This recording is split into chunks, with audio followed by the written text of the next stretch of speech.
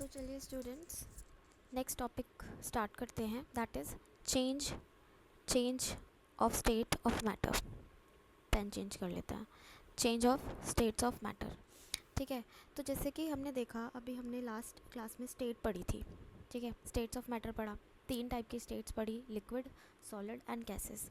तो उनकी जो मैटर होता है, मैटर की स्टेट को चेंज करने के लिए, जैसे कि लिक्विड से सॉलिड में चेंज करने के लिए या सॉलिड से गैस में चेंज करने के लिए, क्या कुछ ऐसे फैक्टर्स हैं जो उनकी स्टेट को चेंज करने में हेल्प करते हों।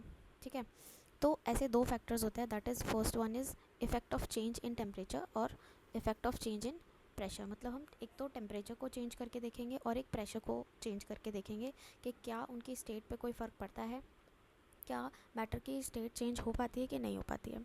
तो ये 2 ही फैक्टर हैं जिनसे हम उनकी स्टेट के बारे में पढ़ेंगे, उनकी change of state of matter के बारे में पढ़ेंगे।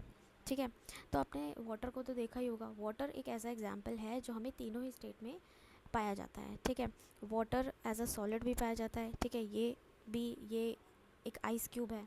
ठीक है, तो वो सॉलिड भी पाया जाता है, एज अ लिक्विड भी पाया जाता है और एज अ गैस भी पाया जाता है। ठीक है, तो हम यहाँ पे वाटर को ही लेते हैं। तो वाटर क्या होता है, जो सबसे पहले जो वाटर की सॉलिड फॉर्म होती है, वो टेम्परेचर, अगर आप इसका थोड़ा सा टेम्परेचर यहाँ पे इंक्रीज़ करोगे ना, on increasing temperature increasing, solid जो होती है वो लिक्विड फॉर्म में चेंज हो जाती है। ठीक है, ये जो सॉलिड होगी वो लिक्विड फॉर्म में चेंज हो जाती है, और थोड़ा और टेम्परेचर बढ़ाने पर जो लिक्विड होता है वो गैस फॉर्म में चेंज हो जाता है। ठीक है, जो स्टेट है लिक्विड की वो गैस फॉर्म में चेंज हो जाती है। ठीक है, तो ये तो हमने बात की टेम्परेचर बेस्ड। अभी और इसको डिटेल में पढ़ते हैं। ठीक है, चलिए पढ़ते हैं कि टेम्परेचर चेंज करने से क्या क्या चीज़ों पे फ़र्क पड़ता है, क्या क्या नई चीज़ें होने लगती हैं। ठीक है, क्या क्या होता है, क्या उस स्टेट में क्या क्या चेंजेस आते हैं। तो सबसे पहले टेम्परेचर चेंज करने से सबसे पहले तो हम उसके मेल्टिंग पॉइंट के बारे में पढ़ते हैं। ठीक है, मेल्टिंग पॉइंट क्या होता है। मेल्टिंग पॉइंट ऐसा टेम्परेचर होता है जिसमें, ऐसा temperature at which a solid melts to form liquid, जिसमें जो सॉलिड होता है वो लिक्विड में चेंज हो जाता है। वो टेम्परेचर जिस पे सॉलिड लिक्विड में चेंज हो जाता है एट एटमॉस्फेरिक प्रेशर। ठीक है, मतलब एटमॉस्फेरिक प्रेशर, यहाँ पे मेल्टिंग पॉइंट वो होता है जो सिर्फ एटमॉस्फेरिक प्रेशर, जो आपके एटमॉस्फेयर में प्रेशर लग रहा है, बस उसी के थ्रू वो सॉलिड से लिक्विड में चेंज हो जाता है, तो उसको बोलते हैं मेल्टिंग पॉइंट। तो वो टेम्परेचर को क्या बोलते हैं, मेल्टिंग पॉइंट बोलते हैं। ठीक है, अब जैसे हम एक एग्जांपल ले लेते हैं। आपने एक कंटेनर लिया, ठीक है, यहाँ पे एक कंटेनर लिया, उसमें आपने आइस क्यूब को रखा और नीचे क्या कर लिया, बर्नर लगाया। ठीक है, फ्लेम इनिशिएट हुई। तो जैसे ही फ्लेम लगती है, तो जो आप देखोगे इस एक्सपेरिमेंट में कि जो टेम्परेचर होता है ना, आप इसको थर्मामीटर को रखोगे, जब आप बर्नर को स्टार्ट करने से पहले जब आप थर्मामीटर रखोगे तो आप देखोगे कि इसका जो टेम्परेचर है ना वो 0 डिग्री सेल्सियस होगा, क्योंकि एक आइस क्यूब का जो टेम्परेचर होता है वो 0 डिग्री सेल्सियस होता है। ठीक है, तो 0 डिग्री होगा। लेकिन आप देखोगे कि जैसे ही आप बर्नर को ऑन करोगे ना, तो मतलब टेम्परेचर आपने इंक्रीज़ करना स्टार्ट कर दिया। तो टेम्परेचर इंक्रीज़ करने पर भी जब तक कि ये जो आइस क्यूब है वो जब तक कि पूरी की पूरी लिक्विड में चेंज नहीं हो जाती, जब तक कि ये पूरी आइस क्यूब पूरा तरह से लिक्विड में चेंज नहीं हो जाती, और फिर चेंज होने के बाद इसका टेम्परेचर क्या होने लगता है, राइज़ होने लगता है। तो मतलब टाइम लगता है, पूरा आइस क्यूब जब तक पूरी मेल्ट नहीं हो जाती है, लिक्विड में चेंज ना हो जाए। ठीक है, और लिक्विड में चेंज हो जाने के बाद जो टेम्परेचर होता है ना, तब वो राइज़ होने लगता है। ठीक है, तो मतलब टाइम लगता है, और ये किसकी वजह से होता है, ये होता है लेटेंट हीट ऑफ फ्यूजन की वजह से। ठीक है, अब लेटेंट हीट ऑफ फ्यूजन क्या होता है, अमाउंट ऑफ हीट, जितना अमाउंट ऑफ हीट रिक्वायर होती है to change the 1 kg solid को चेंज करने में टू इट्स लिक्विड स्टेट, उसके लिक्विड स्टेट में चेंज करने में एट एटमॉस्फेरिक प्रेशर, उसको क्या बोलते हैं, लेटेंट हीट ऑफ फ्यूजन बोलते हैं। ठीक है, मतलब ये हमने अमाउंट ऑफ हीट दिया। ठीक है, तो ये जो अमाउंट ऑफ हीट था हमने दिया, और कब तक के लिए देना है, जब तक कि वो 1 kg सॉलिड जो है वो अपनी लिक्विड स्टेट में चेंज ना हो जाए, तो उसको क्या बोलते हैं, लेटेंट हीट ऑफ फ्यूजन। तो इसमें जो हमें टाइम लगता है ना सॉलिड से लिक्विड में ले जाने के लिए, सॉलिड देखो पहले पूरा सॉलिड था, जब तक ये पूरा अच्छे से मेल्ट नहीं हो गया तब तक क्या हुआ, इसकी स्टेट पूरी तरह से चेंज नहीं हुई थी। तो उस जो वक्त लगता है, जो टाइम लगता है, जो अमाउंट ऑफ हीट लगती है, time, amount of heat amount of heat जो लगती है सॉलिड से लिक्विड फॉर्म में चेंज होने के लिए, उसको क्या बोलते हैं, लेटेंट हीट ऑफ फ्यूजन बोलते हैं। ठीक है, ये समझ आ गया। अब नेक्स्ट फैक्टर पढ़ते हैं। ठीक है, अब देखिए, अब देखो नेक्स्ट फैक्टर पढ़ते हैं, दैट इज़ बॉइलिंग पॉइंट। अब देखो बॉइलिंग पॉइंट भी उसी तरह से होता है जैसे मेल्टिंग पॉइंट होता है। जैसे मेल्टिंग पॉइंट में हमने क्या समझा अभी, कि सॉलिड जब तक कि लिक्विड में चेंज नहीं हो जाता उस टेम्परेचर को मेल्टिंग पॉइंट बोलते हैं, और जो अमाउंट ऑफ हीट दी जाती है उस 1 kg सॉलिड को लिक्विड स्टेट में चेंज करने के लिए, उसको हम लेटेंट हीट ऑफ फ्यूजन बोलते हैं।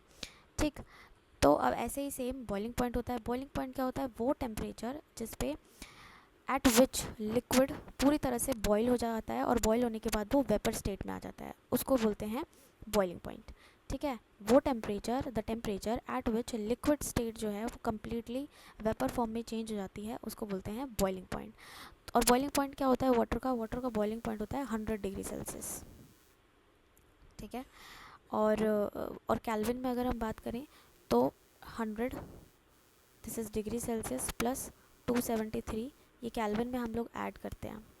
ठीक है, कैल्विन में चेंज करने के लिए हम लोग 273 से इसको ऐड करते हैं, तो ये हो जाएगा 273 कैल्विन। तो मतलब डिग्री सेल्सियस में बात करें तो बॉइलिंग पॉइंट 100 डिग्री सेल्सियस होता है, और अगर कैल्विन में बात करें तो 373 कैल्विन होता है। ऐसे ही अगर हम वाटर का फ्रीजिंग पॉइंट की बात करें या मेल्टिंग पॉइंट की बात करें, मैं यहाँ लिखवा देती हूँ, वहाँ मैं भूल गई। मेल्टिंग पॉइंट की बात करें ऑफ वाटर, वो होता है 0 डिग्री सेल्सियस। ठीक है, जो मैंने बताया भी था। और इसी 0 डिग्री सेल्सियस को जब हम कैल्विन में चेंज करने की कोशिश करेंगे तो 273 कैल्विन से इसको ऐड कर देंगे, तो कितना आएगा हमारे पास, 273 कैल्विन। तो इतना 273 कैल्विन जो है वो मेल्टिंग पॉइंट होता है वाटर का। डिग्री सेल्सियस में 0 डिग्री सेल्सियस होता है, और कैल्विन में बात करें तो 273 कैल्विन होता है। ठीक है, तो ये तो बात हो गई हमारी मेल्टिंग पॉइंट की। तो अभी हम बॉइलिंग पॉइंट पढ़ रहे हैं।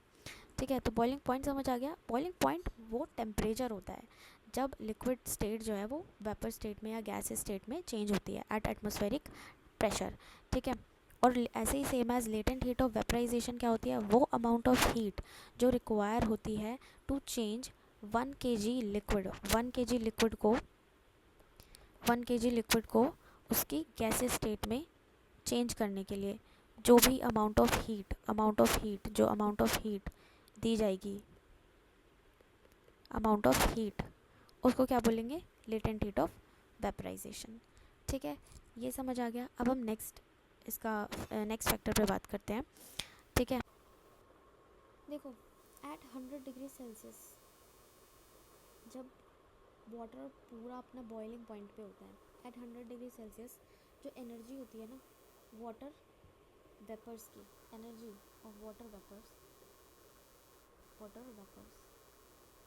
क्योंकि अभी हमने देखा था कि जब वो सॉलिड था, सॉलिड को जब हमने हीट किया, सॉलिड मतलब कि जब वो 0 डिग्री सेल्सियस पे था।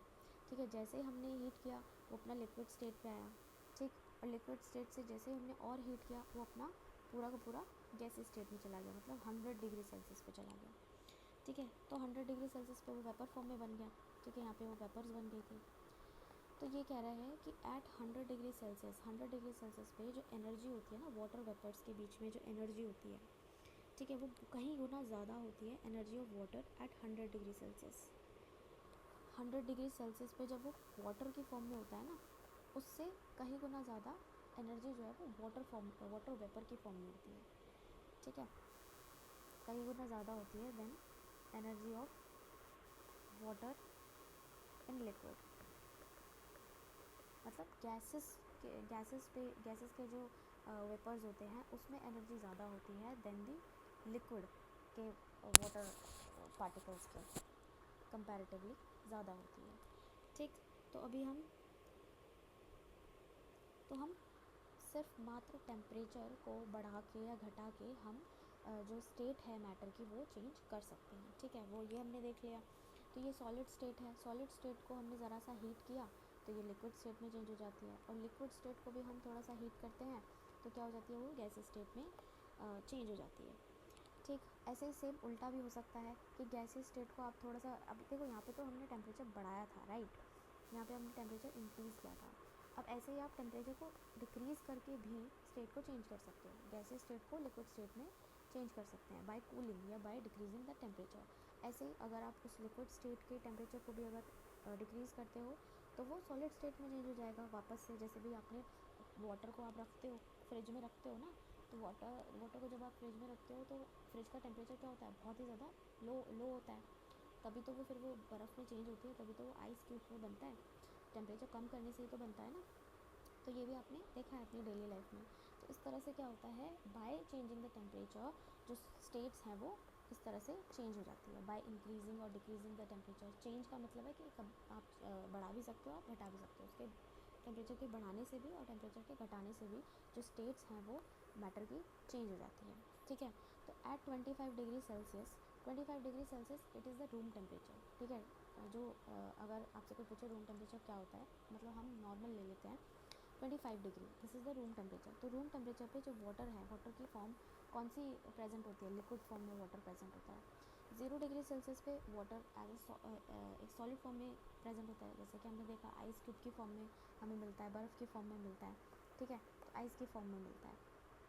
और लिक्विड और अगर 100 डिग्री सेल्सियस पे बात करें तो वाटर गैसियस स्टेट में मिलता है, जो कि स्टीम भी कह सकते हैं हम उसको। ठीक है, इतना समझ आ गया। अब हम नेक्स्ट पे चलते हैं।